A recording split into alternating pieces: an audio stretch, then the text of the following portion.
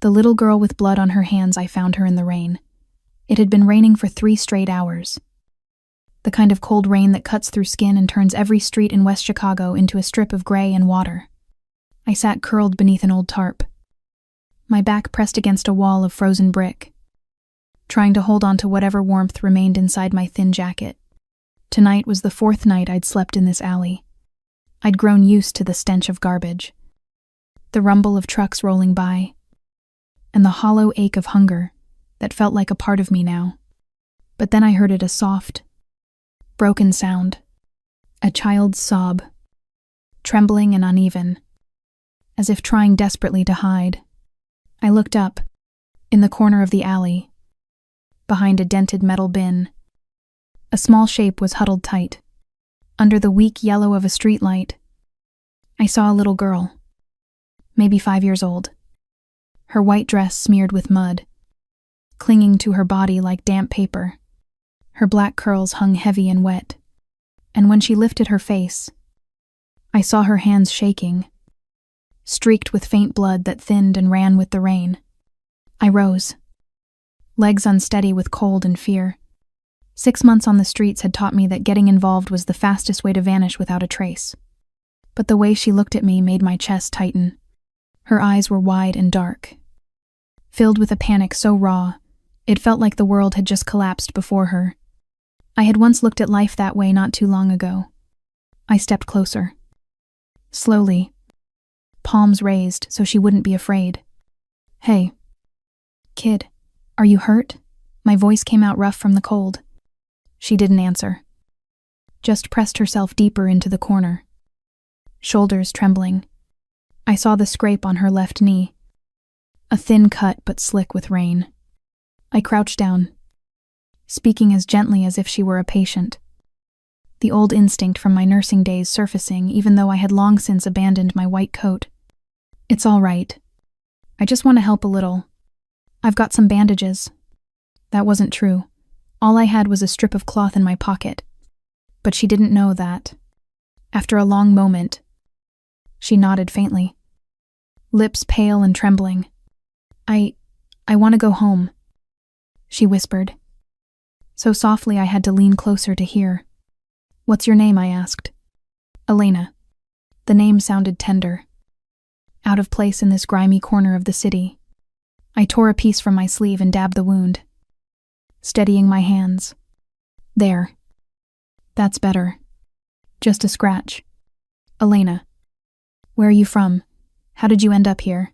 She bit her lip, tears mixing with the rain. "Some bad men took me. They said they were taking me back to Papa. But I ran away when the car stopped." My heart sank. The air itself seemed to thicken at her words. "Kidnapped." I should have stood up and walked away right then, the way my instincts screamed for me to. But I couldn't. This child was shaking in a luxury dress, stranded in an industrial district, crawling with addicts and criminals, under a freezing rain. "Listen to me, Elena," I said, keeping my voice steady. "We'll find someone to help. There's a church nearby St. Lublaga. Jude. They never close their doors." Her eyes widened. "Frightened. Papa said not to trust the police. Only family." There was something unnervingly grown-up in the way she said it, as if the words had been drilled into her. A family that warns its child never to trust the police. A little girl kidnapped at night.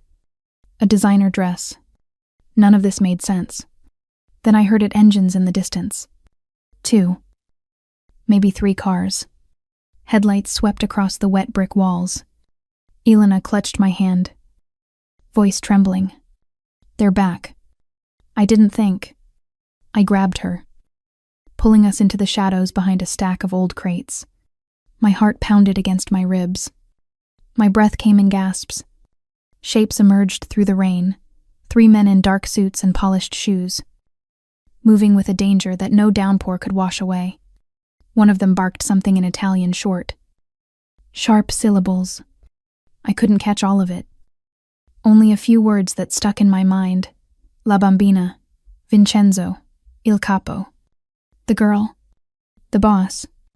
I held Elena close, pressing her face against my shoulder to keep her quiet. The smell of rain, garbage, and fear thickened around us.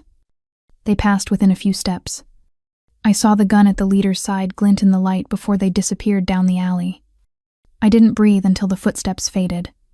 Elena lifted her head slightly and whispered, so soft only I could hear, "Papa will come. He'll find me." I didn't know who her papa was, but I knew this. Anyone who could send 3 armed men searching for his daughter in the middle of a storm in Chicago wasn't just anyone. I looked toward the blurred lights beyond the rain and took a deep breath. "All right, Elena, we're leaving. I know somewhere safe." I pulled her tighter and stepped out into the downpour. I didn't realize it then, but that moment, the second I carried a stranger's child and ran into the night, was the moment my life changed course. A turn that would lead me straight toward the devil, and somehow, back to myself. The rain hadn't stopped when we wound our way through the narrow alleys of West Chicago. I kept my steps light, pressing myself against the walls whenever headlights or footsteps approached. My hands were numb, but I clung to the child as if letting go for even a second would make her vanish into the dark. Elena no longer cried. She just gripped my jacket, her face buried against my shoulder, soaked with rain and cold sweat. I didn't know if she trusted me or if I was simply the only person without a gun, but I knew fear was guiding her every move. I stopped at the corner near an abandoned gas station, hiding in a narrow gap between 2 buildings. My breath came fast and shallow, my heart wild in my chest. My mind was chaos. What should I do? Take her to the police? No. She had said not to trust them, and that warning didn't come from a child's imagination. Someone had taught her that. Probably Papa. The man she still spoke of with such faith. I looked down at her.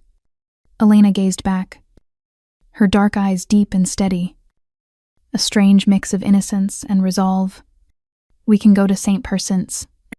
Jude's." I murmured, "It's just 3 blocks away. Father O'Malley won't ask questions. He's helped me before." She nodded faintly, even in silence. I knew she understood. I had spent many nights at St. Tinst of Time. Jude's when I first drifted onto the streets. Father O'Malley never asked why. He never judged. He'd hand me a towel, a bowl of hot soup, and sometimes a few quiet words of advice. It was one of the few places where the world still had light. We crossed the street, slipping between parked cars with flat tires and overturned trash bins. I walked fast but didn't run too risky. Whenever headlights flashed our way, I shielded her, tucking her head beneath my arm. She didn't make a sound. Didn't ask when we'd get there. Her silence surprised me. Not the frightened silence of a child, but the silence of someone who's already seen too much. Finally, I saw the weathered wooden sign St. L.E. Jude's Church, a place of faith and compassion. The light above the gate was dim, but the door was open. As always, I pushed it gently and stepped inside with Elena in my arms. The smell of damp wood and half-burned candles wrapped around us like a weary embrace. Father O'Malley sat in the front pew, slightly hunched, an old Bible resting in his hands. When he turned, his eyes rested on me for barely a second before shifting to the child. He didn't ask. He simply stood and said quietly, "Come with me." He led us into a small room behind the confessional, a simple space with a narrow bed, clean towels, and a pot of hot water on an electric stove. I laid Elena down, pulling off her soaked shoes. Father O'Malley brought an old knitted sweater, likely a donation from one of the parish families. Elena curled under the blanket, her eyes fluttering shut with exhaustion. I sat beside her, holding her hand until her breathing grew soft and steady. Then the priest finally spoke, his voice no louder than a prayer.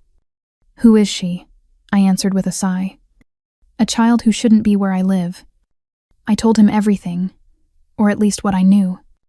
A little girl, her hands stained with blood, hiding behind a trash bin. Men with guns speaking Italian. the story of a father papa she believed would find her. I didn't tell him my name, or why I was out there in the rain. He didn't ask. When I finished, he only nodded slowly. Do you understand what you're stepping into? Claire, I said nothing. I didn't know. All I knew was that I had carried a stranger's child out of the rain. And now she was sleeping peacefully in what had once been my last refuge. I knew one thing for certain if I went back and left her behind. I would never forgive myself. I rose and pulled the thin blanket up around Elena's shoulders. I know, I said quietly, but I can't leave her. I didn't add the rest out loud that if I abandoned her, I would also be abandoning the last good piece of myself. And I wasn't ready to do that. Not yet. Not with this child. Outside the small window of the room behind Saint Equate, Jude's, the rain still fell softly, each drop stretching time as it slid down the glass. Elena slept soundly, her breathing light. Her face softened under the dim amber light. Looking at her, I felt something strange, a mix of distance and familiarity. Perhaps because I had once seen that same fear in my own reflection. Once longed for someone to appear and say, "It's going to be all right." But now, I was the one who had to say it. I stepped into the hallway and gently closed the door behind me.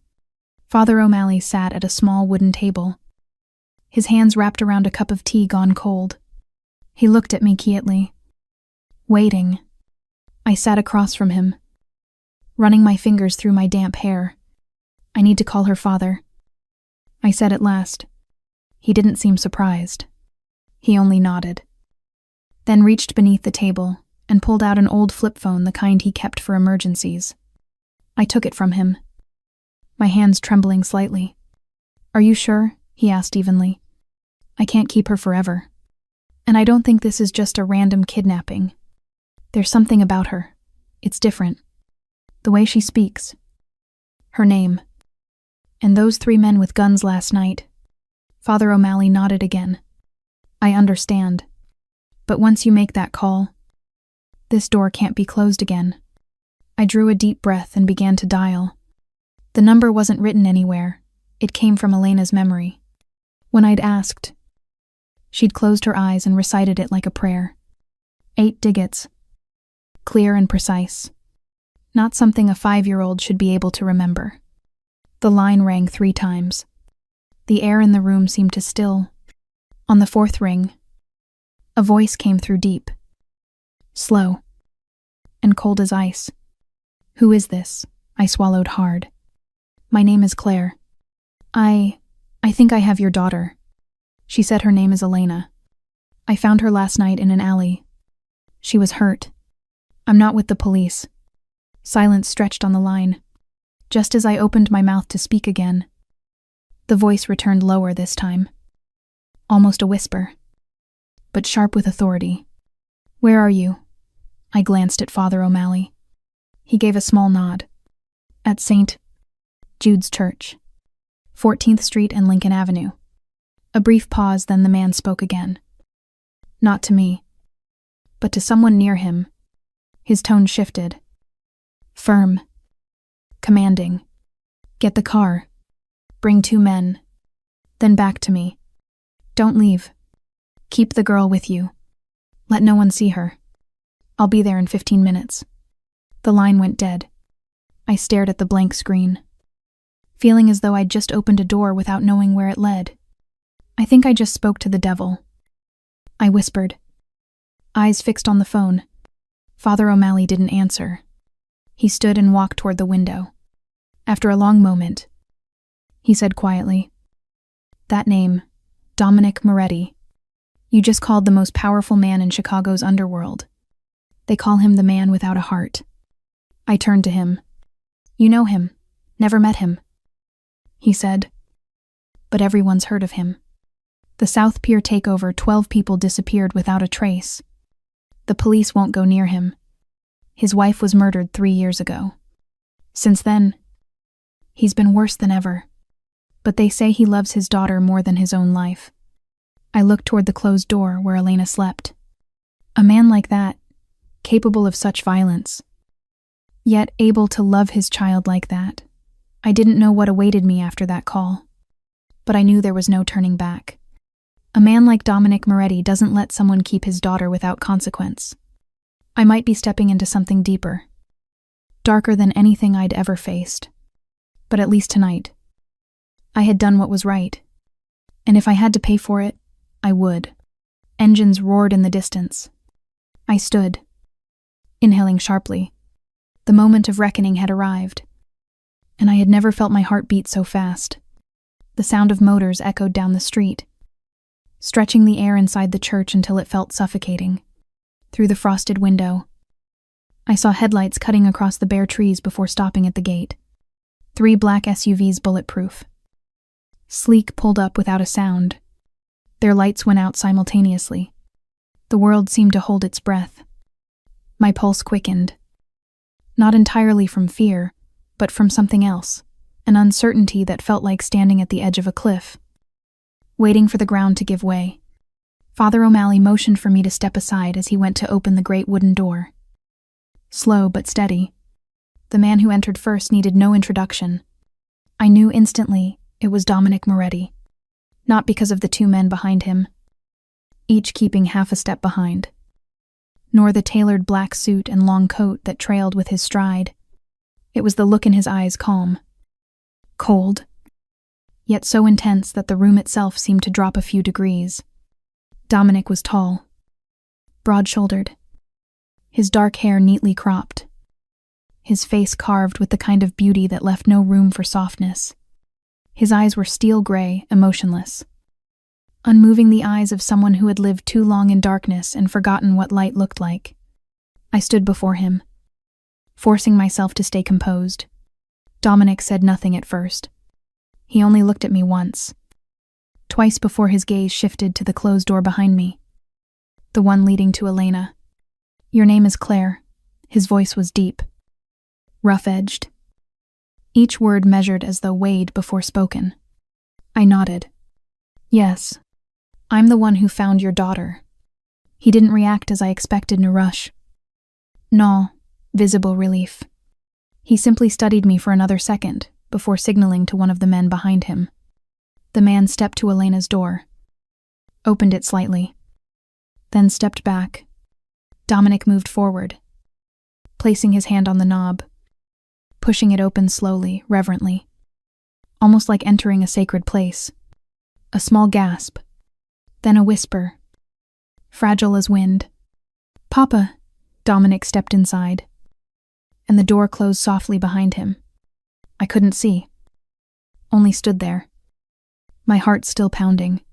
Father O'Malley came to stand beside me, resting a hand on my shoulder. "You've just met the most dangerous man in this city."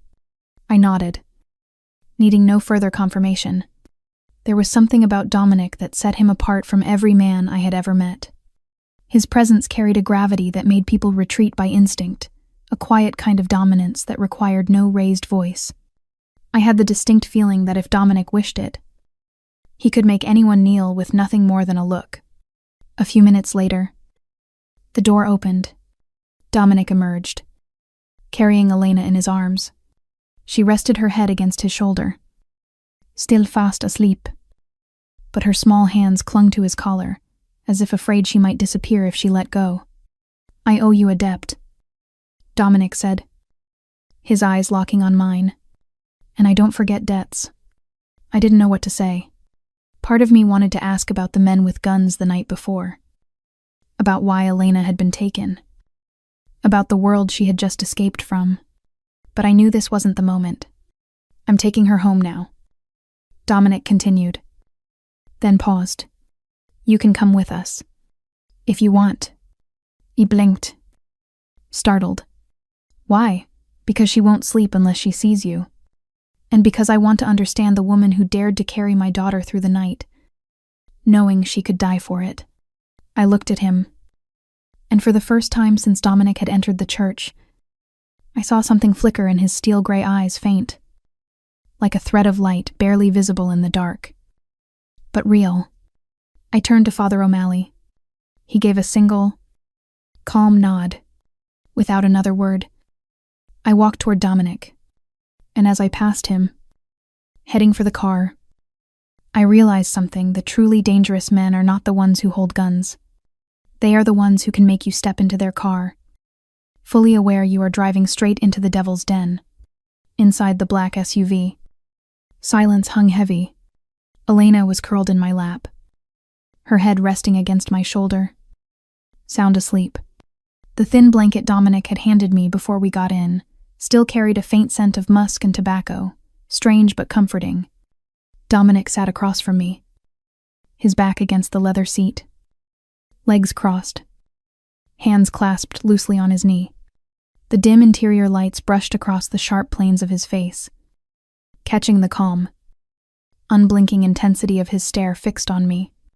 The ride passed in silence for several minutes, filled only by the soft hum of the engine and the rhythmic tapping of rain on the roof. I could feel him watching, assessing every movement I made, as if reading a classified file. "Who are you?" Dominic asked at last, his voice deep and steady, free of any warmth. I lifted my gaze. "I told you. Claire. I'm the one who found Elena. No one just finds Elena," he said, narrowing his eyes. "She escaped 3 men who were trained professionals, and somehow, she ended up in the arms of a homeless woman. On the very night I was about to tear this city apart. I don't know who they were," I said, keeping my tone even. "I just heard crying. Then I saw her. I had no reason to get involved, unless you count the fact that she needed help." Dominic tilted his head, his gray eyes sharp enough to cut through my skin. "Do you know who Elena is? I'm guessing she isn't just any little girl. She's the reason a lot of people are dead people, whose bodies were never found." I froze. He didn't say it as a threat, but as a brutal truth. Dominic wasn't boasting. He was simply reminding me that I had stepped into a world where lives could be extinguished as easily as a flame between 2 fingers. "And you knew none of this," he continued. "Yet you still carried her through the rain." I met his gaze. "Yes, because she's a child, not a piece of property. And if you really are her father, then you should be grateful someone still sees that." Silence descended again, thick and heavy. Dominic's stare lingered on me. But this time it was different. Not softer, that word didn't belong to him, but there was a glimmer of reevaluation. A faint shift in the air. "Elena said you were the first person who didn't scream when she had blood on her hands." I shrugged, looking out the window. "I used to be a nurse, and now you live on the streets. It's a long story. But yes." He gave a small nod, as if a piece of the puzzle had fallen into place. "I don't believe in coincidences," he said quietly. "You could be part of a setup, a trap, or worse, a pawn placed exactly where I needed to find you. You're free to think that." I replied, "But if I were part of any plan, I wouldn't have called you." Dominic leaned back slightly, his gaze never leaving mine. "No, you're not like the others I've met. That's why you're in this car." It sounded like both a warning and a compliment wrapped in one sentence. I said nothing. Part of me wanted to demand he let me out, to walk away from this deadly game. But another part, the one holding Elena, refused to let go.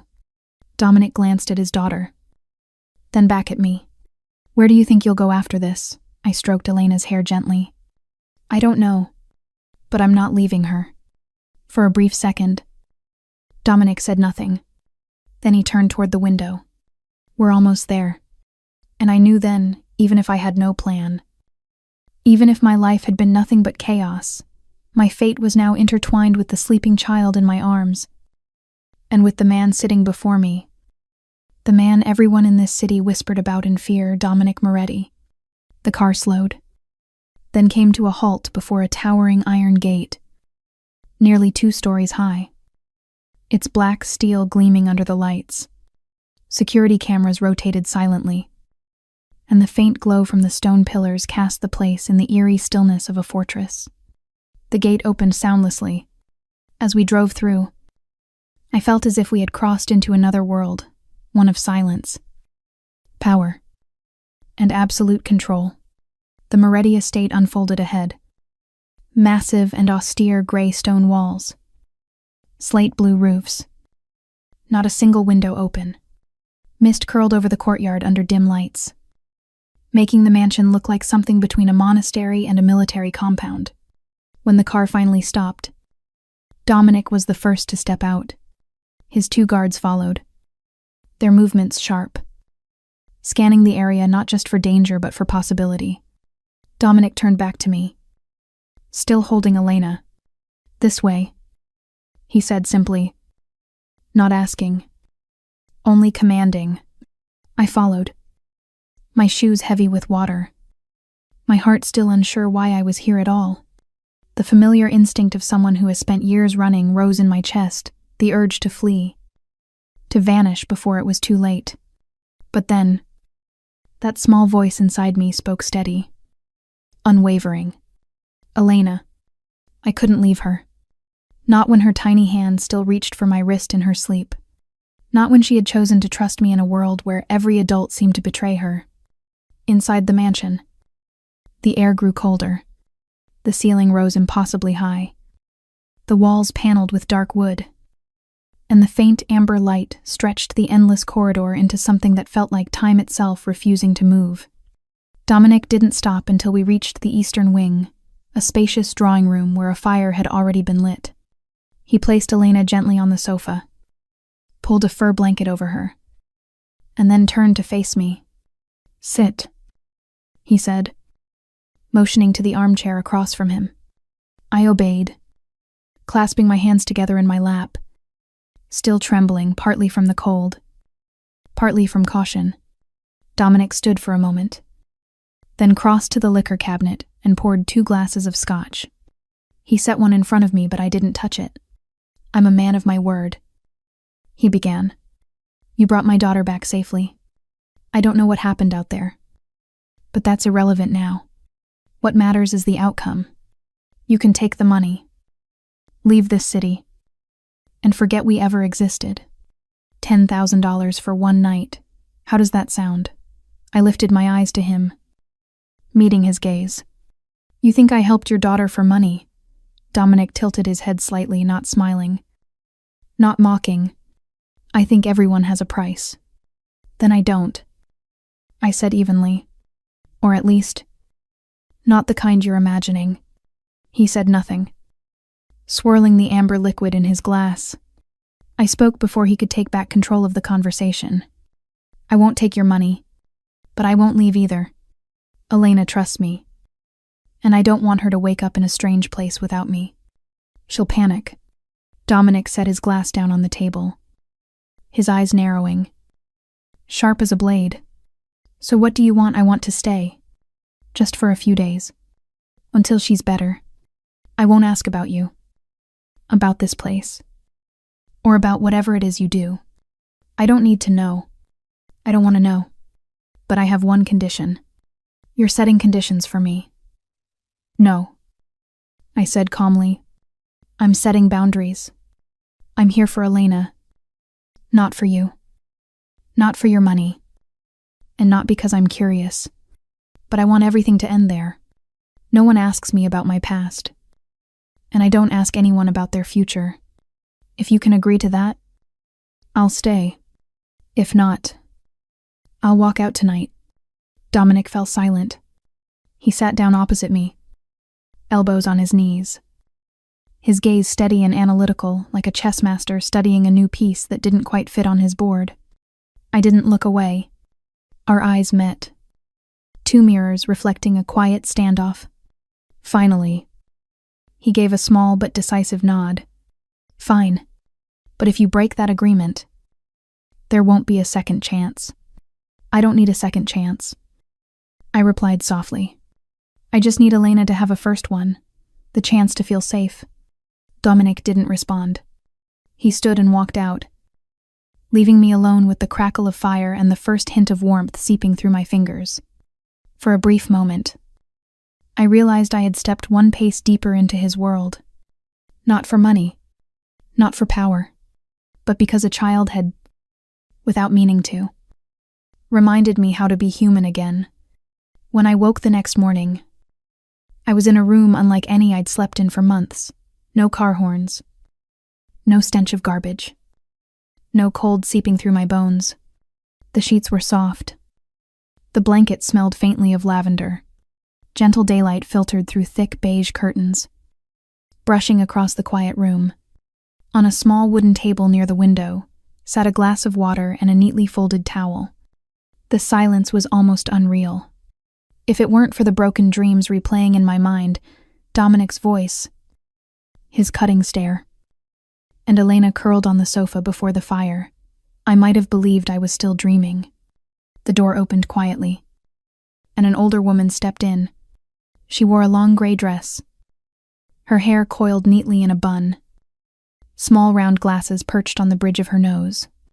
Her face betrayed no emotion, but her eyes were sharp, as if she could see straight through me. "Miss Clare, I presume."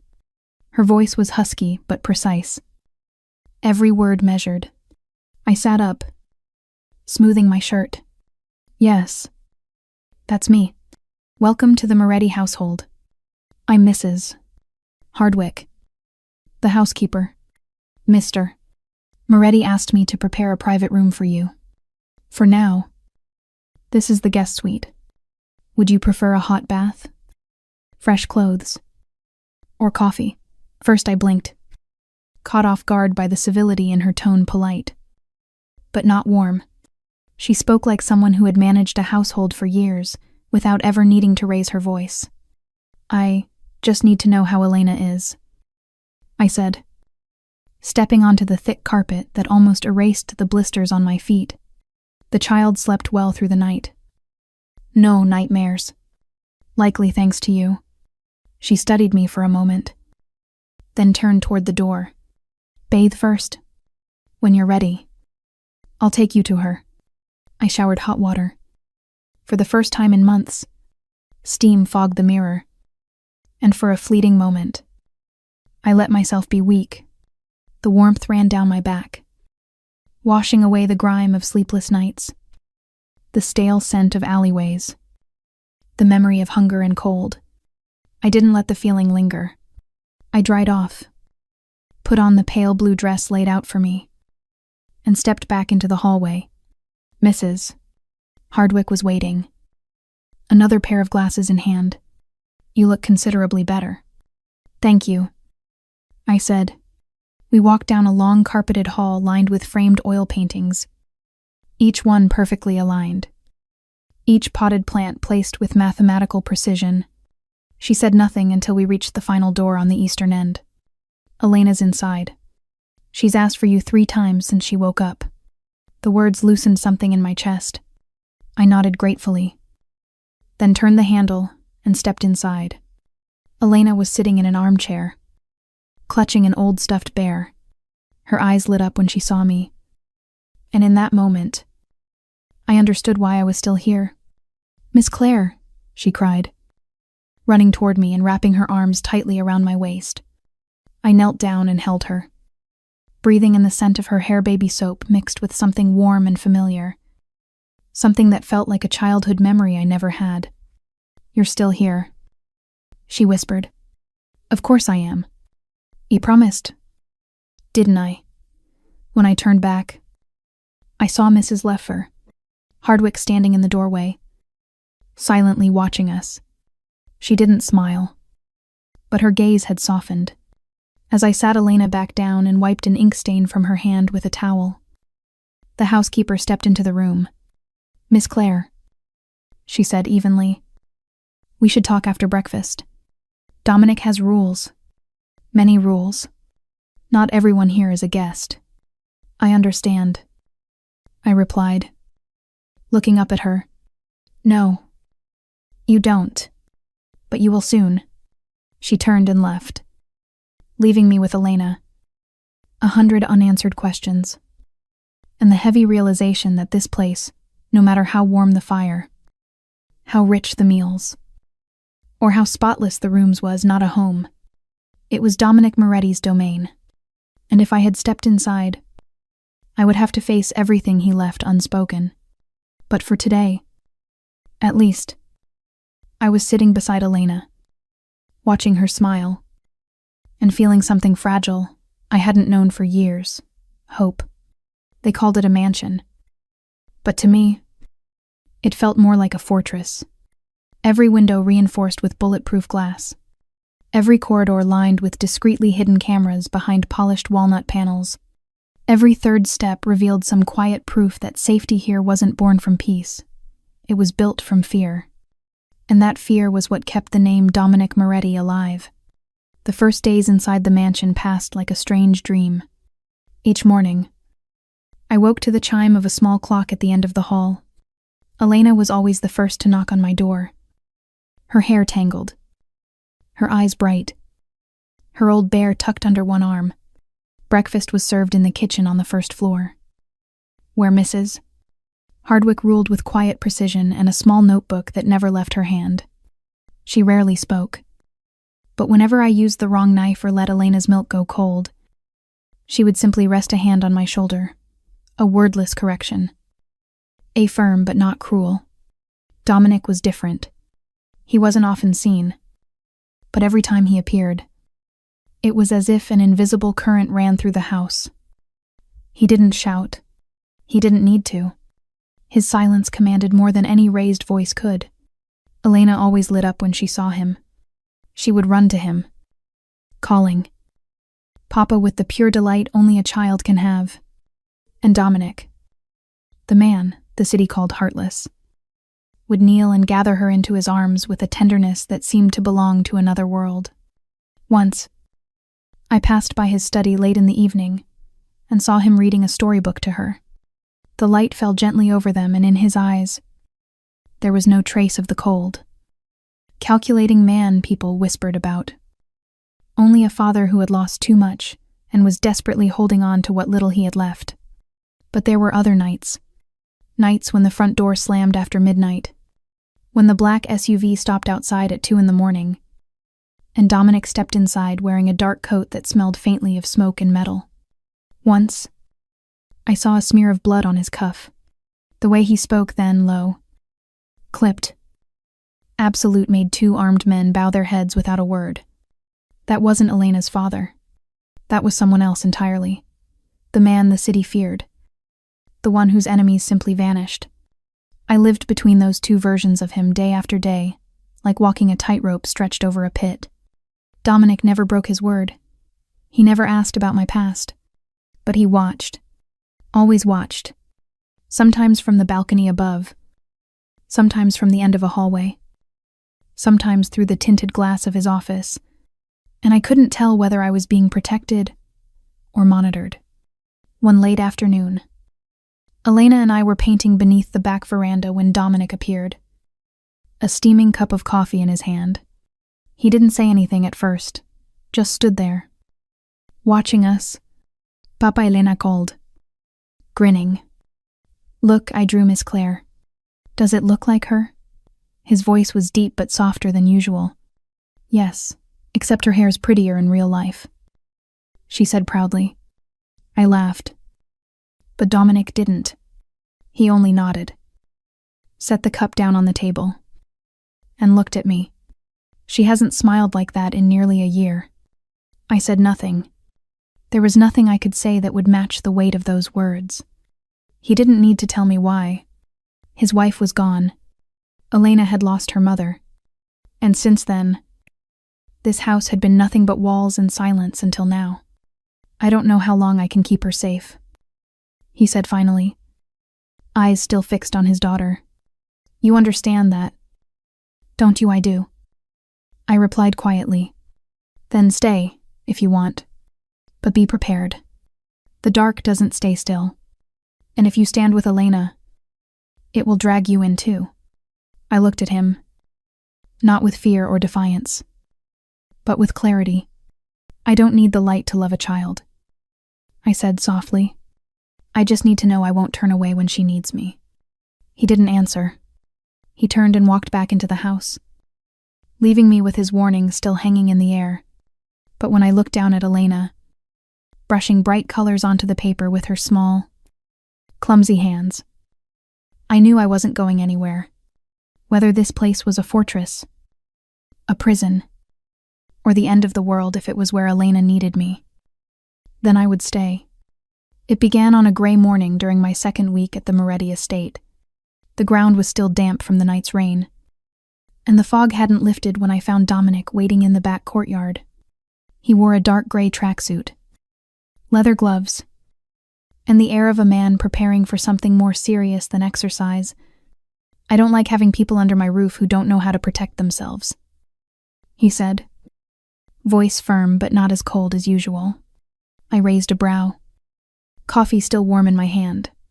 You're saying I'm weak. I'm saying you've been lucky to survive this long, he replied, eyes steady. And I don't believe in luck that lasts. There was no choice, and part of me knew he was right. So I nodded. That was how the morning lessons began before sunrise. While Elena still slept, and the mansion was wrapped in silence. At first, it was brutal. I wasn't 20 anymore. Not light on my feet. Not resilient. I fell often. The grass stained with dirt and sweat. My arms bruised. My knees scraped. Dominic never went easy on me. He didn't pull his punches or pretend I was fragile. He trained me as if my life depended on every dodge. Every strike maybe because, in his world, it did. But what startled me most wasn't his strength. It was his perception. He didn't just watch my movements, he read me. He knew the exact moment I was about to give up. When anger flared. When fear crept in. And he used that, pressing me until I broke through my limits. You're not weak because you lived on the streets, he said one morning. You're weak because you think you deserve to. The words hit like a blade with no blood. I stood frozen in the damp grass. Shoulders trembling, not from pain, but from something far deeper. Dominic said nothing else. He didn't apologize. He didn't comfort me. He just waited, giving me space to stand again. We kept training every morning. And sometimes in the late afternoons when Elena played in her room and Mrs. Hardwick pretended not to notice. Over time, those sessions became something more than physical lessons. They were strange.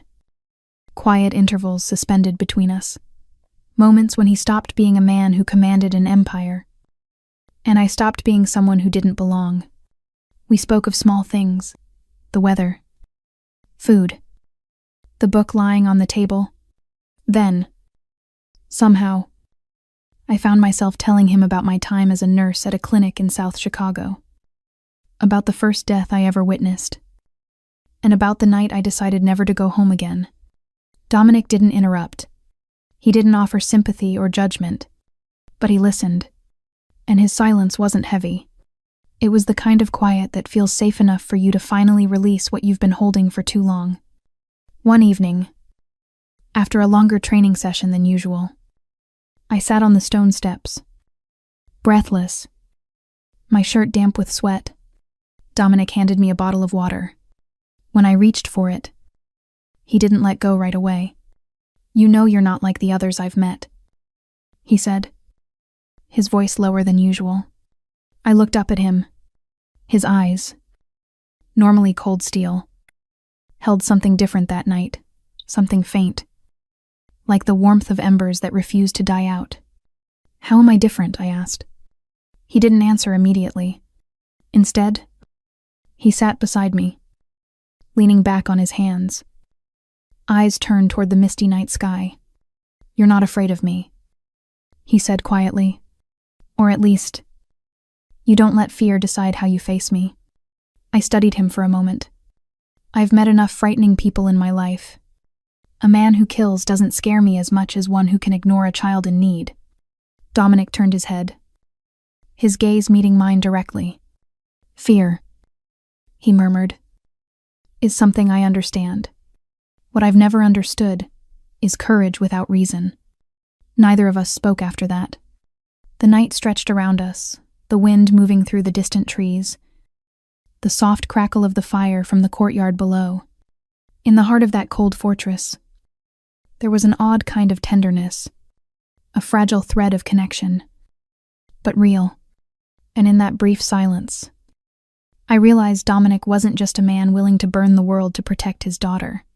He was a lonely man trying, perhaps for the first time, to believe in something kinder than himself. And maybe I was doing the same.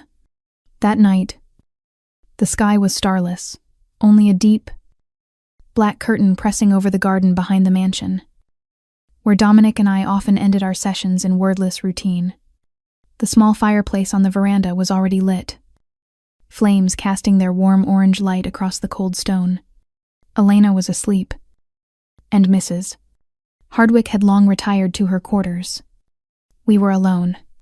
I sat curled in a wooden chair, hands wrapped around a cup of ginger tea. Dominic leaned against the railing, eyes fixed on the dark line of trees, where the fog hung low like a veil. Neither of us spoke. Yet the silence this time felt different. Not distant, just still. The kind of quiet that exists between two people waiting for something natural to arrive. I used to have a little brother, I said at last, surprising even myself. He was 9. His name was Caleb. Dominic didn't move, but I knew he was listening. My mother was an addict. My father died when I was 5. We lived off food stamps and the charity of churches. I tightened my grip on the cup. I grew up fast, worked hard, earned a nursing scholarship. I thought I could fix everything. But no one teaches you how to save someone who doesn't want to be saved. Caleb died in a fire. I continued. My eyes locked on the flames as if they were my own memory burning there. She was high and locked the door. I was 20 minutes late. When I broke it down, he was already gone. Dominic turned slowly, the firelight catching his face angled. Still, unreadable. But his eyes were darker than usual, and I could see the storm behind them. I quit nursing after that. I said quietly. No one fired me. I just walked away. No records. No address. No trace. I thought if I stopped existing in the system, I couldn't hurt anyone again. He said nothing, just poured himself another inch of whiskey. Slow and measured, as if the act itself demanded care.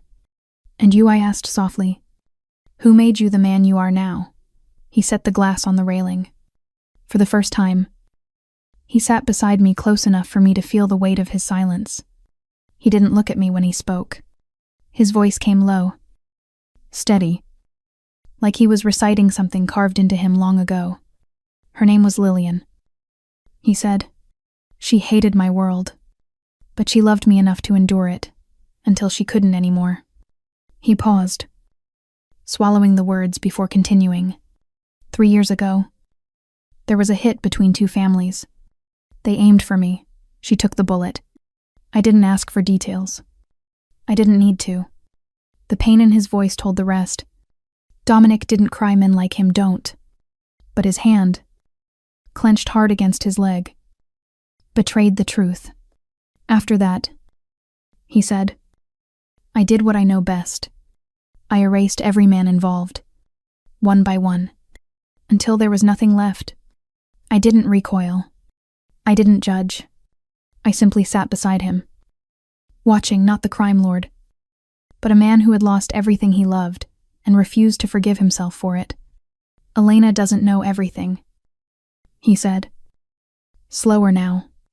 I keep her world clean, but I don't know if I do it for her, or because I can't stand seeing her mother's eyes looking back at me, reminding me of what I failed to protect. I reached out, placing my hand over his gently, not to console, but to share the silence. Dominic didn't pull away. For a moment, we sat like that, both of us holding on to nothing but the knowledge that grief had carved similar shapes in our souls. Because sometimes, people don't meet to heal each other. They meet to remember they're not alone in the wound. That night, there were no distant gunshots. No hurried phone calls. No echo of Mrs. Hardwick's watchful footsteps. Only the faint sound of piano keys drifting from the parlor below. and the scent of baked apple pie weaving through the quiet.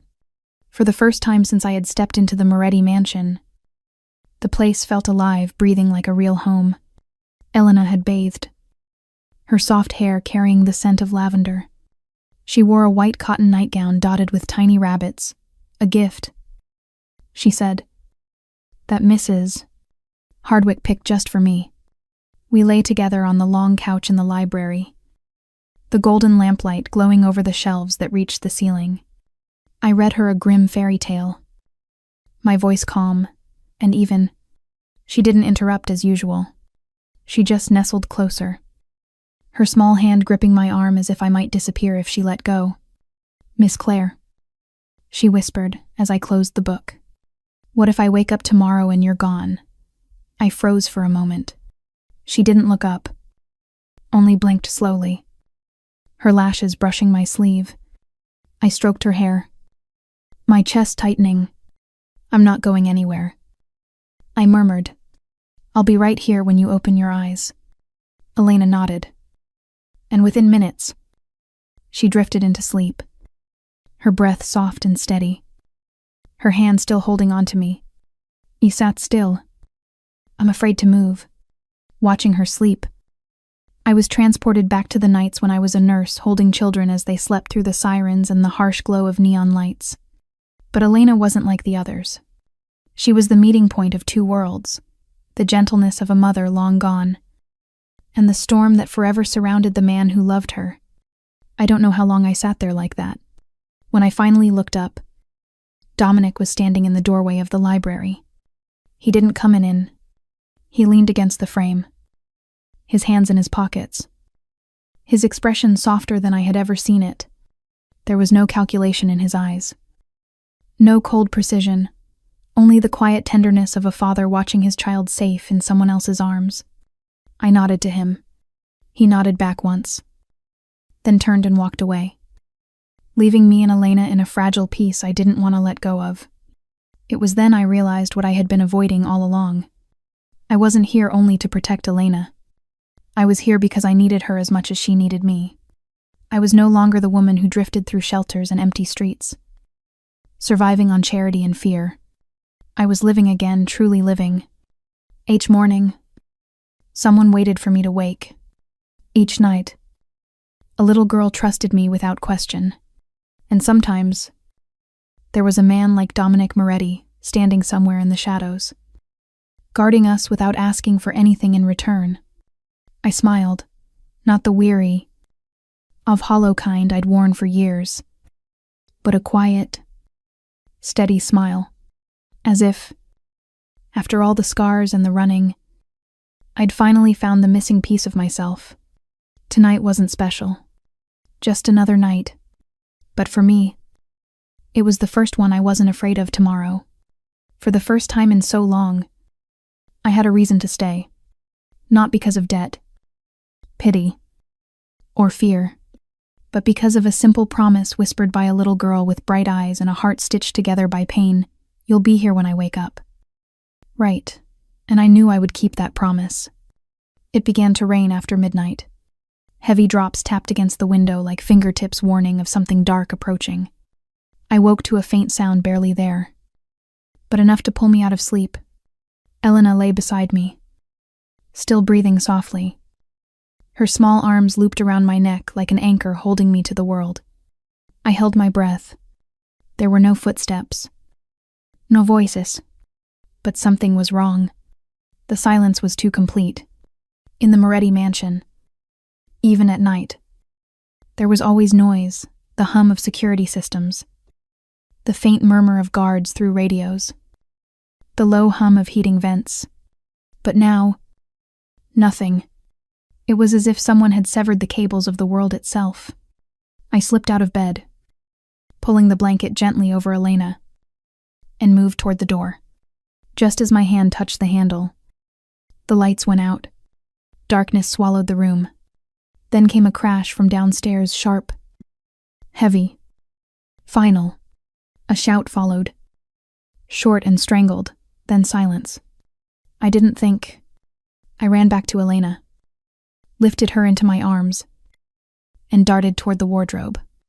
The doors opened with a quiet creak, revealing an empty space too perfect, too ready, as if someone had planned for this moment. I climbed in, pulling Elena close, closing the doors behind us. She was awake now, her breath quick and trembling, but she didn't cry. "Listen to me," I whispered against her ear. "We're playing hide and seek. You have to be completely quiet." "Okay," Elena nodded, her wide eyes shimmering in the dark. Then came the footsteps. Heavy, certain, more than one. Voices low, fast, in a mix of Italian and English. Not Dominic's men. They were searching. The door to our room crashed open. The floorboards shuddered. A hoarse voice barked something. Then glass shattered a vase. Maybe. A shadow passed across the narrow slit of light in the wardrobe and stopped. I held Elena tighter. The door burst open. In that instant, I didn't think of dying. I only saw Elena, her eyes locked on mine. "Disperate." Trusting, I lunged forward, kicking the man square in the chest. He staggered but didn't fall. I threw my weight into him, slamming him against the vanity table, my hands finding the first hard object within reach, a porcelain lamp. I swung. The lamp shattered. The gunshot followed. A bullet tore through the air, embedding in the wall inches from my head. Elena screamed. I grabbed the gun from the man's hand as he fell, my fingers moving on instinct, safety off. Grip, firm, training or survival. I didn't know, only that something inside me had awakened. Another man burst into the room. I fired. The sound was deafening, tearing through the mansion's silence like thunder. He dropped before he could pull the trigger. I scooped Elena into my arms and ran. My hands left streaks of blood on her nightgown. But there was no time to care. Down the hallway, toward the stairs, flashes of light. Shouts. Gunfire. And Dominic's voice unmistakable, roaring from below. "Claire, stay with the girl." I turned and darted into a storage room, locking the door behind us. Elena was crying now, but softly, holding on to me with trembling fingers. I wrapped my body around hers, my heart pounding so hard it hurt. One thought pulsed in my head: keep her alive. The pounding on the door grew louder. They were coming. I raised the gun, pressing Elena behind me. The door burst open. I fired. One man dropped. Another lunged from the side. We hit the ground, his hand crushing my throat. My vision blurred, the edges dimming until another gunshot exploded right beside my ear. The grip on my neck loosened. The man fell limp. I turned. Dominic stood in the doorway, gun still smoking. He looked at me, not saying a word.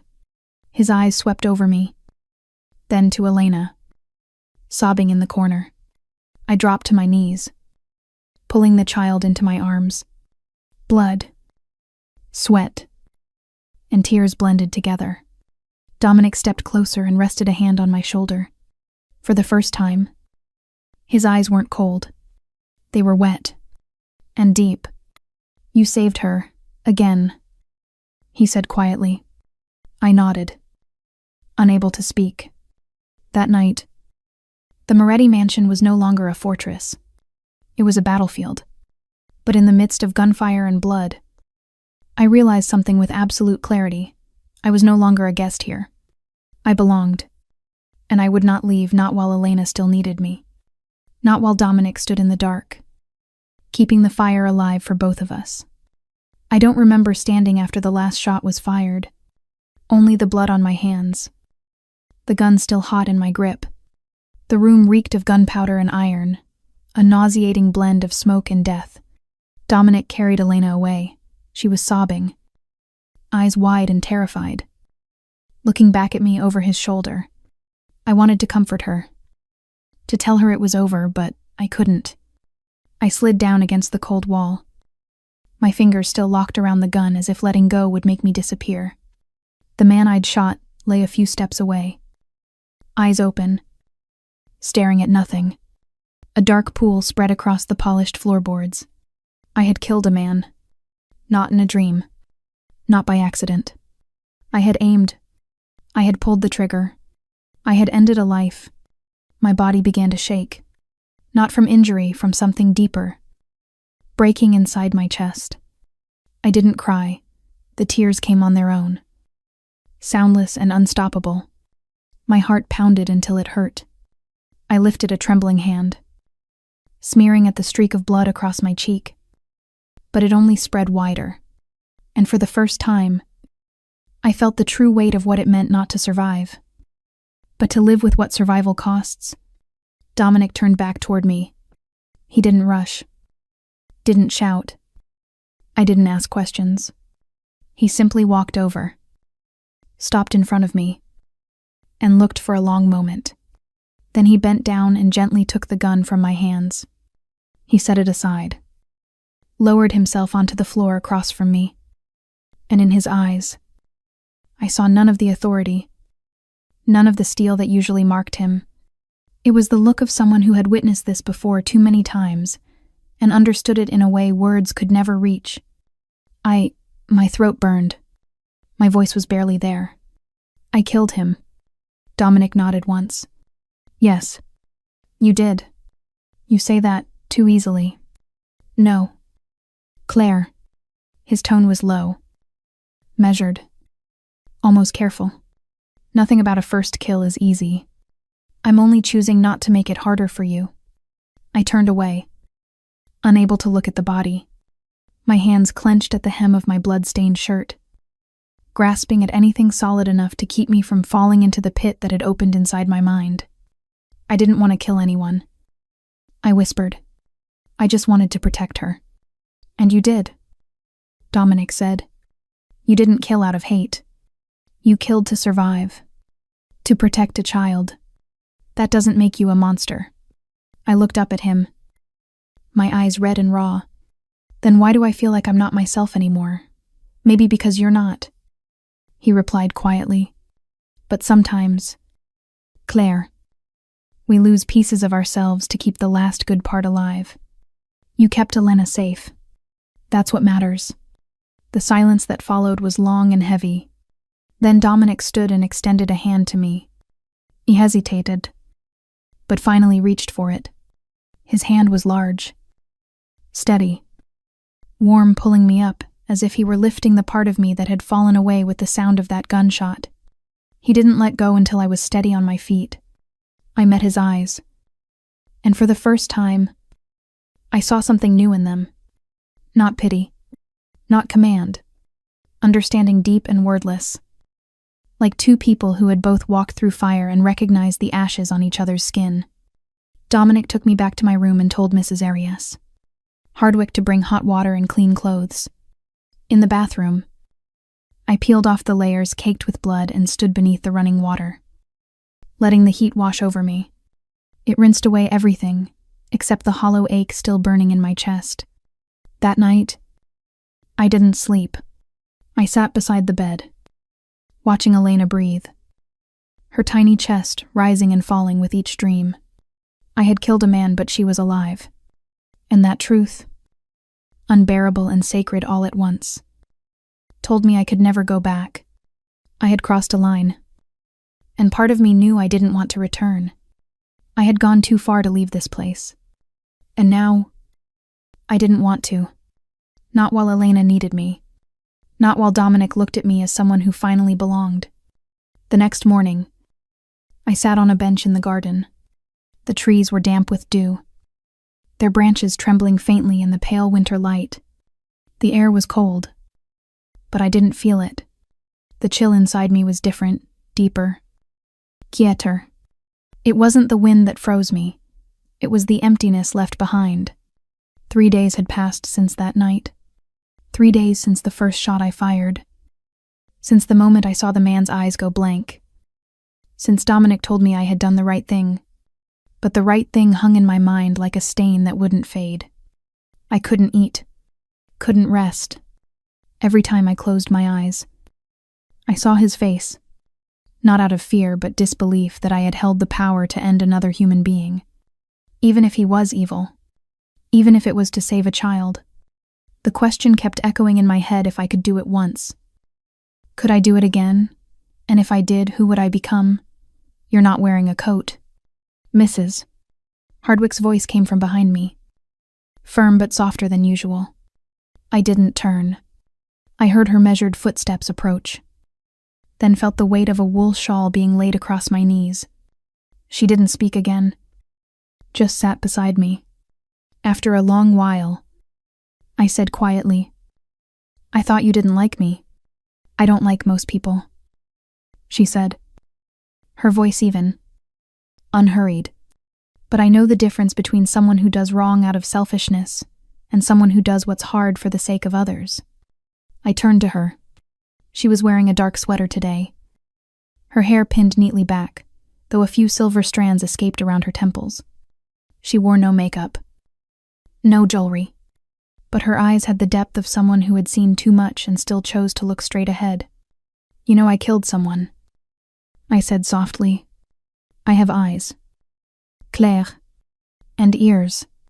But more importantly, I have a heart that's been broken before. She met my gaze. Do you think you're the first person to walk into this house with shaking hands and haunted eyes? I don't even know who I am anymore. I murmured, my voice cracking. I used to keep people breathing when their hearts stopped. Now I'm the one who pulled the trigger. Then remember why you did. She said firmly. Not for vengeance. Not to prove anything. You did it so a child could live. So a father could still hold his daughter at night. Hold on to that truth. I turned my face toward the sunlight breaking through the trees. The light flickered over my closed eyelids. The cold wind brushed my skin, thinning the heaviness in my chest just a little. Do you know what I did before I became a housekeeper? She asked suddenly. I shook my head. I was a secretary. Worked for a lawyer. Her tone remained calm. Almost distant. One day, he was shot right in front of the courthouse. Blood all over my clothes. And the man responsible was Dominic Moretti. I whipped my head toward her. Stunned. But she didn't look back. She only exhaled slowly. Her eyes half closed. I hated him, she said. But I also remember him bending down to pick up my glasses from the blood-soaked pavement. He didn't apologize. He just gave me something else, another kind of life. In another kind of world. One without justice by law.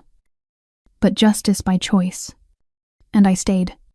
Because sometimes we don't get to choose what happens to us. Only how we walk through it. He swallowed hard. Part of me wanted to stop listening. But another part, the one that was still breaking, clung to her words like a lifeline. Claire.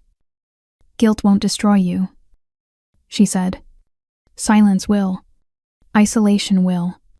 So speak. Breathe. Keep doing what's right. Even when it stops feeling good. That's how you stay human. I nodded.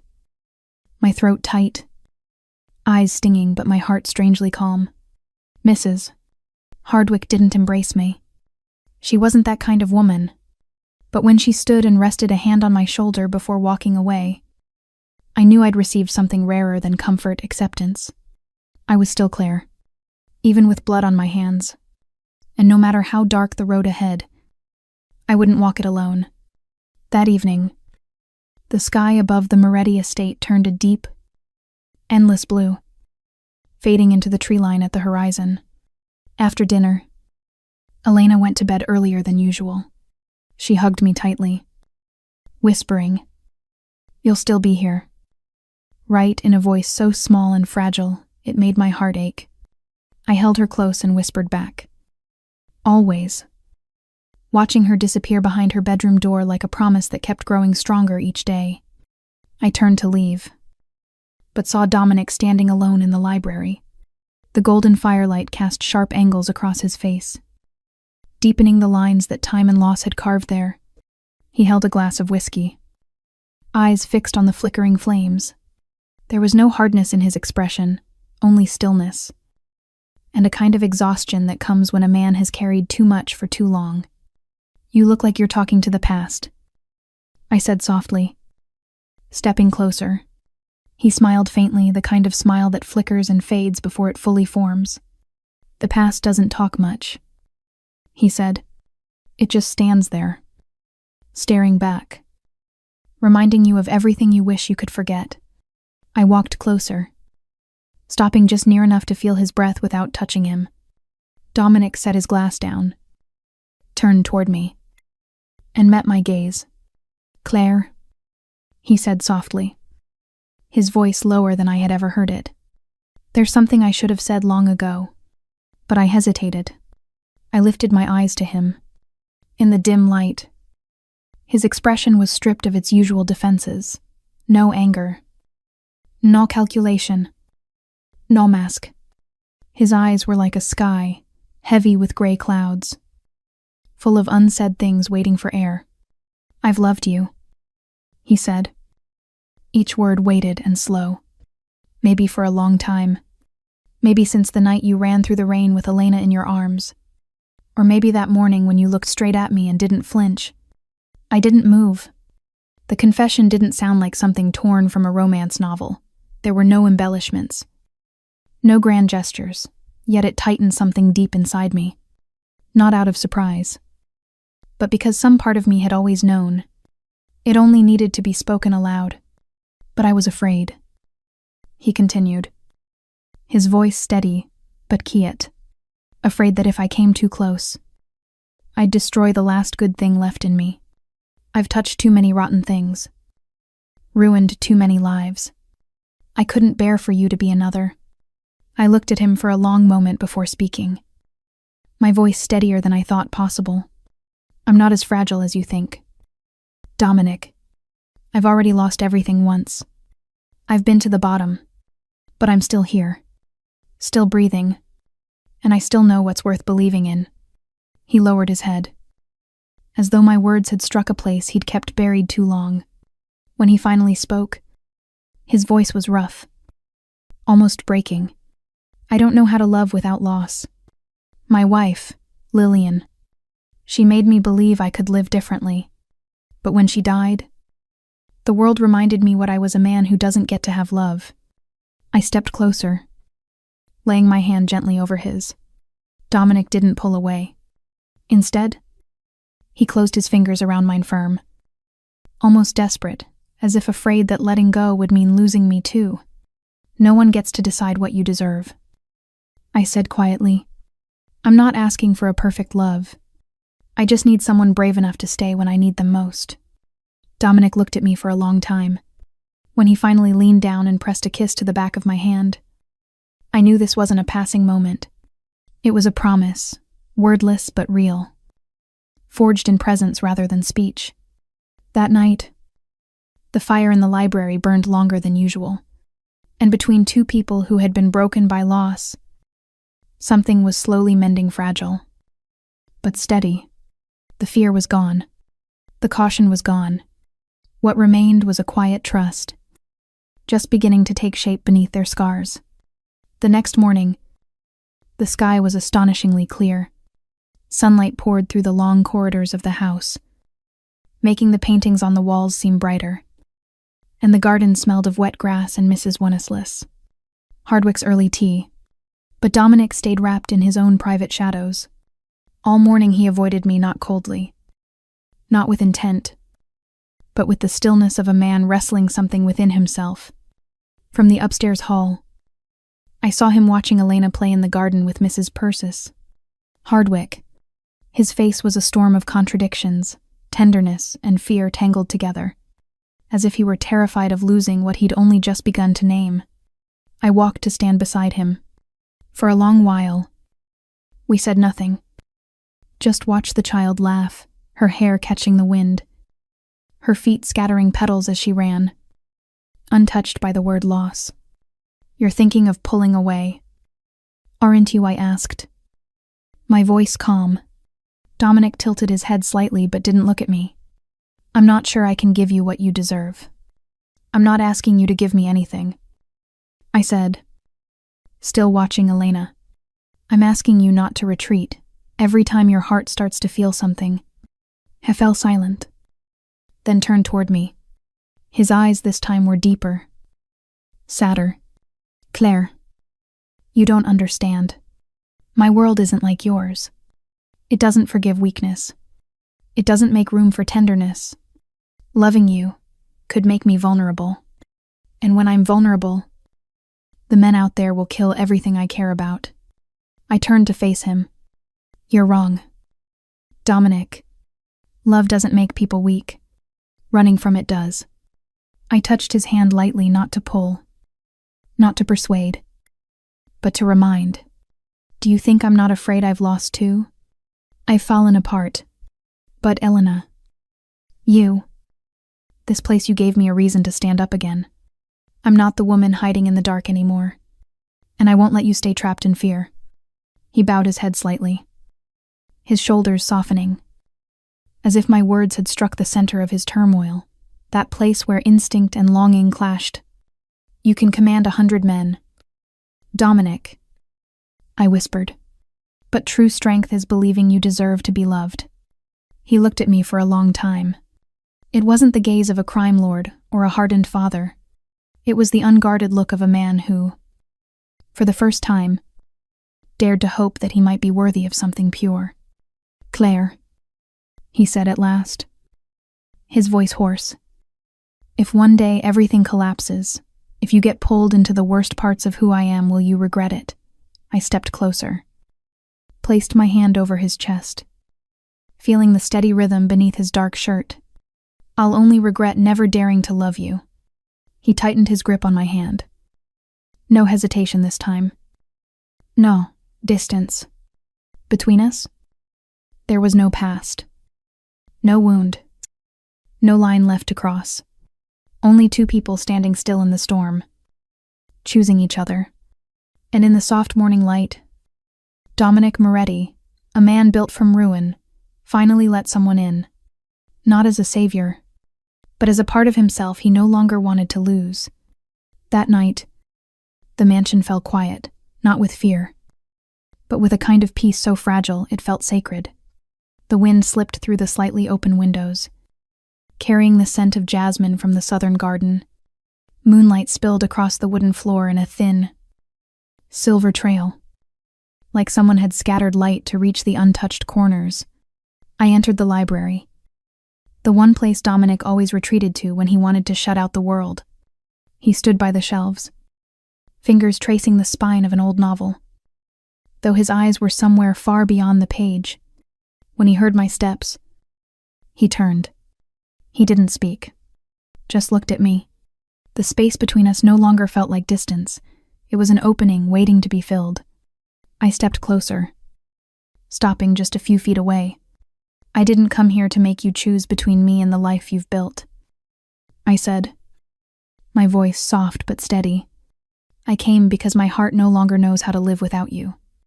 Dominic looked at me for a long time before exhaling softly. Like surrender. I thought keeping my distance would protect you. But the truth is, that distance only made me realize how easily I could lose you. I smiled and took another step closer.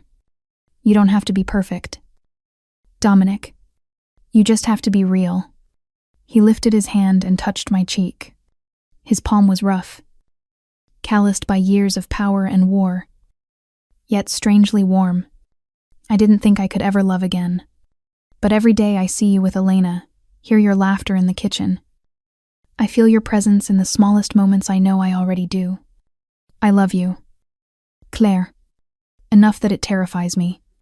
I looked up and whispered, "Don't be afraid. I'm here."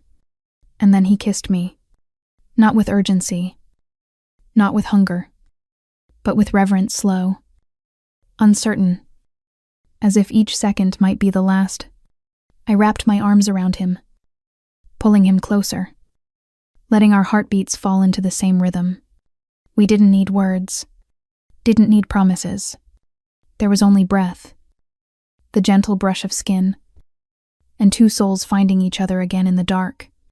Dominic lifted me easily, as though I were the most fragile and precious thing he had ever held. That night, the bedroom at the end of the hall was no longer a room for rest. It became a sanctuary where two people who had known loss began. piece by piece, to feel whole again. The dim light from the bedside lamp traced the lines of his face, the scar along his jaw, the eyes that had seen too much cruelty but now softened under my gaze. He undressed me as though unwrapping something sacred. Each movement slow, deliberate, and I let him see everything, the scars, the bruises, the evidence of survival. When he whispered my name against the quiet warmth of the night, I knew I was no longer a stranger in Dominic Moretti's world. I had become part of it, not through power or title, but through love. Later, we lay together in silence, hands intertwined, neither of us speaking. Dominic pulled me against his chest, his heartbeat steady, unyielding a promise without words.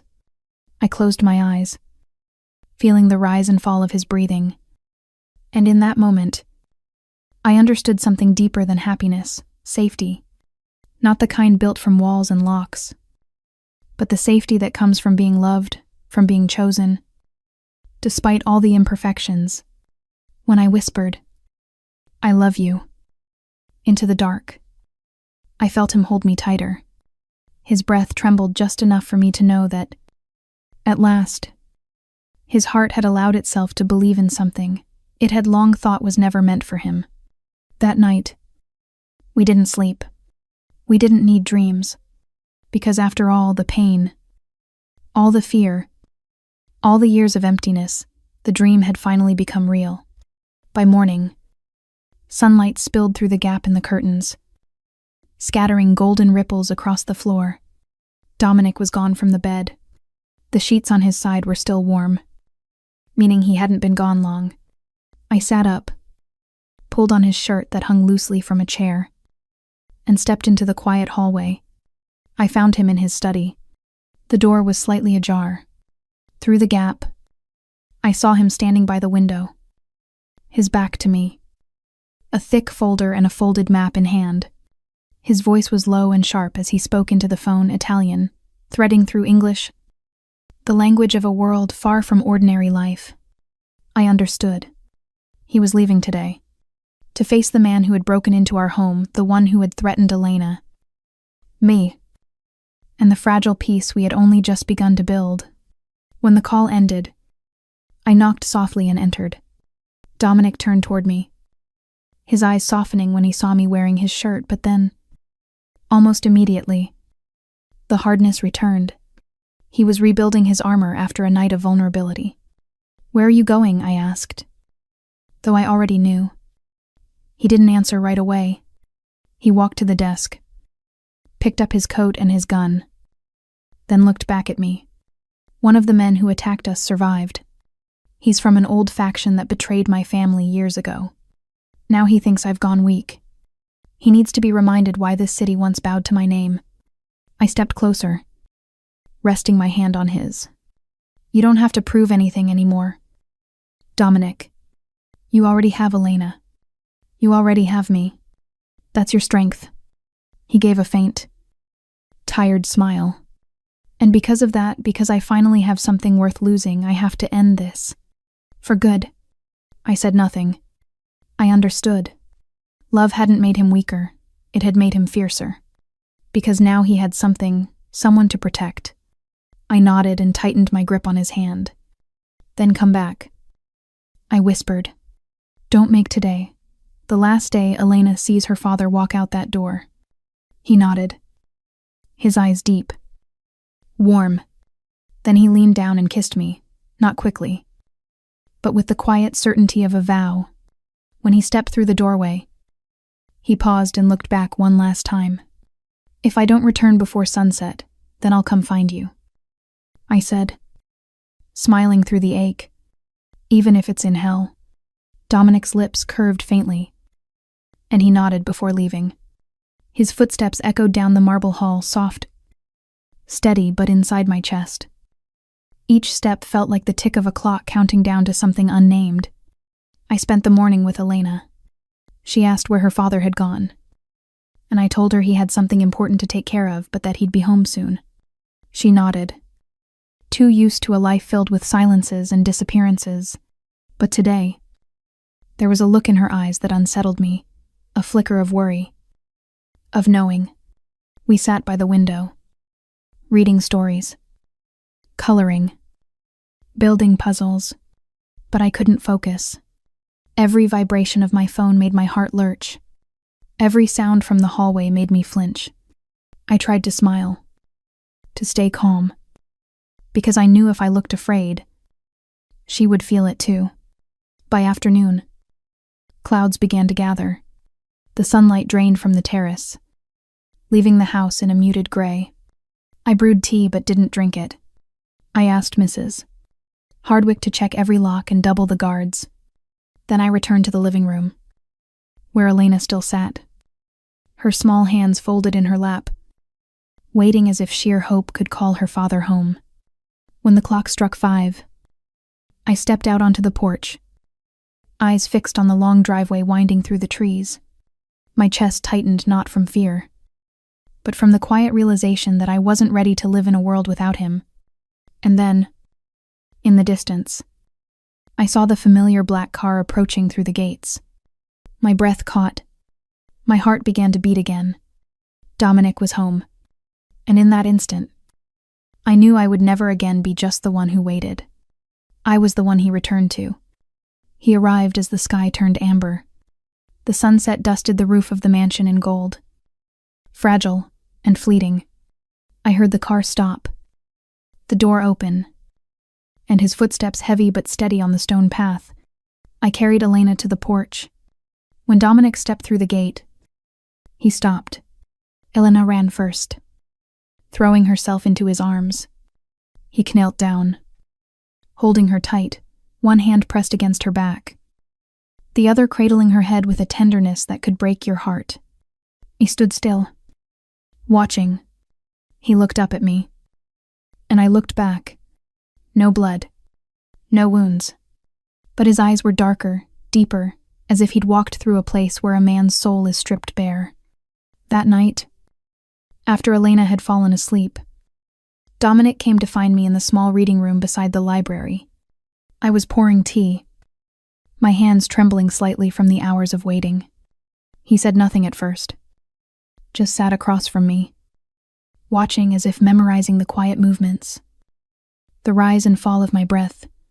"Claire," he said finally, breaking the long silence. Today, when I stood face to face with the man who betrayed me, I didn't feel anger anymore. I just felt tired. I didn't answer. I waited. And he went on. "I used to believe strength meant control," Dominic said quietly. "That to survive, you had to be hard. Unfeeling that compassion was a weakness. But then you walked in, carrying a kind of light I'd forgotten existed, and everything I believed began to shake." I set my teacup down and looked at him. "You don't have to be anyone else. Dominic, I don't love you because you're strong. I love you because, even in all that darkness, you still chose to protect what was fragile. You chose Elena. You chose me." Dominic exhaled, a sound that felt like the release of something old and heavy. "Do you know what I'm most afraid of? It's not losing everything, it's changing you. Making you like me, living with violence, distrust, always ready to fight, always preparing to lose." I moved closer and sat beside him, placing my hand on his, the hand that had pulled triggers, carried scars, held too many ghosts. "I have changed, Dominic," I said softly, "but not in the way you fear. I'm stronger now, wiser, but I still have my heart, and I choose to use it to love you." He turned to me, the walls in his eyes finally falling away. "Then if I change, if I let go of part of that darkness, will you stay?" I nodded, without hesitation. "I've already chosen to stay. Not because you need me, but because I need to be here with you, with Elena. This is my home, Dominic, and if you truly want to change, I'll walk through it with you." Something softened in him. He reached up, brushed a strand of hair from my face, and pulled me into his arms. There were no promises, No vows. Only two people who understood that love doesn't save everything. But it's the only place where real change begins. That night, we didn't speak of the future. We simply sat together, listening to the wind move through the trees beyond the garden. Yet, in that silence, something profound had already happened. Dominic had let go of his fear, and I had opened my heart wide enough to embrace all of him, even the parts still shadowed. We didn't start over. We continued from the place where our pain and mistakes had led us, closer than before, and that, to me, was love in its truest form. One gentle morning, when the sun was warm but not harsh and the breeze just cool enough to soften the air, we took Elena to a small park near the lake. There was an old wooden bench covered in fallen leaves, and ancient oaks towering above us as if they had witnessed centuries of stories. Dominic sat barefoot on the grass, sleeves rolled up, shoes tossed aside, toes sinking into the earth, as though for the first time he allowed himself to feel something that simple. I sat beside him, our fingers intertwined, my heart light as if the world had finally stopped demanding that we keep our guard up. Elena played nearby, hopping across stones along the path, clutching the worn teddy bear I had mended after the night of the break-in. I turned to look at Dominic. He was smiling a real smile, one that carried no shadow, no defense. It was the smile of a man who had walked through the darkest part of himself and chosen to live differently. Not just for his daughter, but for himself. He turned toward me, squeezed my hand tighter. No words were needed. I knew, in that quiet glance, that he had chosen us not between power and love, but as his quiet commitment to a life that finally felt real. Elena ran over, her cheeks flushed from the sun, her eyes sparkling with joy. She threw herself into my arms, then rested her head on Dominic's shoulder and whispered, "This is the good dream." We both froze, not because of the words themselves, but because of who they came from, a child who had seen chaos, who had known fear, yet could now recognize peace. That small sentence was more than innocence. It was forgiveness. A child's quiet absolution for the world and for her father. I looked up at the sky, my heart swelling with gratitude. Grateful that I hadn't turned back when everything seemed unbearable. Grateful that Dominic had found the courage to lay down his power for something pure. And above all, grateful that we still had each other. In a world where everything can vanish in the blink of an eye, the presence of a small, imperfect family built on trust and love felt nothing short of a miracle. This story isn't a fairy tale. It's full of loss, darkness, and impossible choices. But that's exactly what makes it real. Because love has never been a sign of weakness. It's the greatest strength we carry when we face a world that's broken. And family, even one made of imperfect people, can still become the safest place on earth when it's built with honesty and heart. And you, how did this story make you feel? Did it stir something inside you? Have you ever found yourself standing between love and fear, not knowing which to choose? If you have, I invite you to share your thoughts in the comments below. We'd love to hear your voice, because every story is a life, and every shared feeling is a bridge connecting hearts that have known pain and still believe in hope. If today's story touched you, if it made you pause, reflect, or simply feel, please like this video, subscribe, and share our channel, Underworld Love Stories.